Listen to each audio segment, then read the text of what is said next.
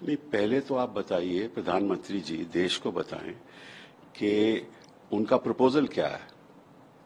वो देश के सामने जो यूनिफॉर्म सिविल कोड की बात करते हैं, वो किस चीज पे यूनिफॉर्मिटी चाहते हैं एंड कौन सी सिविल बातों पे सहमति चाहते हैं, ठीक है ना, एक रूपता चाहते हैं। तो जब तक ये नहीं पता चलेगा तो जवाब कैसे होगा, डिबेट कैसे होगी। प्रधानमंत्री ने तो कह दिया कि हम इसको लागू करेंगे। क्या लागू करेंगे? अडॉप्शन लागू करेंगे, कस्टम्स खत्म कर देंगे, बताएं तो सही। बिना बताए बहस हो रही है और विपक्ष भी उस बहस में पड़ा जा रहा है। किस लिए? जब तक कोई प्रपोजल सामने नहीं आता तब तक बहस की शुरुआत कैसे हो। और अगर सुप्रीम कोर्ट ने कहा है कि यूसीसी लागू होना चाहिए, सुप्रीम कोर्ट ने ये तो नहीं कहा कि किन चीजों पे लागू होना चाहिए। ये तो कॉन्स्टिट्यूएंट असेंबली में ही कहा था कि लागू होना चाहिए, ठीक है ना। ये तो आर्टिकल 44 कॉन्स्टिट्यूशन का जो है उसमें भी लिखा है कि लागू होना चाहिए, प्रयास होना चाहिए कि सारे देश में लागू हो, यही लिखा है ना।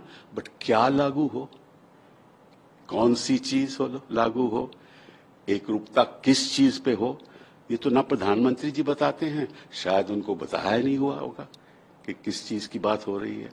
तो उन्होंने अपने भाषण दे दिया और सारा देश उस पर बहस कर रहा है। हमें ये नहीं मालूम कि प्रपोजल क्या है। जहां तक उत्तराखंड की बात है, वो तो लागू हो ही नहीं सकता, क्योंकि जो आर्टिकल 44 वो कहता है कि प्रयास होना चाहिए कि सारे देश में यूनिफॉर्म सिविल कोड का प्रयास होना चाहिए। तो उत्तराखंड का जो यूनिफॉर्म सिविल कोड है वो तो सारे देश में लागू नहीं हो सकता ना, क्योंकि आपको मालूम है कि असेंबली की जो पावर्स हैं वो तो उत्तराखंड की बाउंड्री से सीमित है। तो वो कोड तो लागू मध्य प्रदेश में नहीं हो सकता ना वो लागू केरला में हो सकता है। तो वो यूनिफॉर्म सिविल कोड कैसे हुआ? अब जिन चीजों पे लोगों को मालूम ही नहीं, कानून ही नहीं मालूम, सब्सटेंस क्या है यही नहीं मालूम।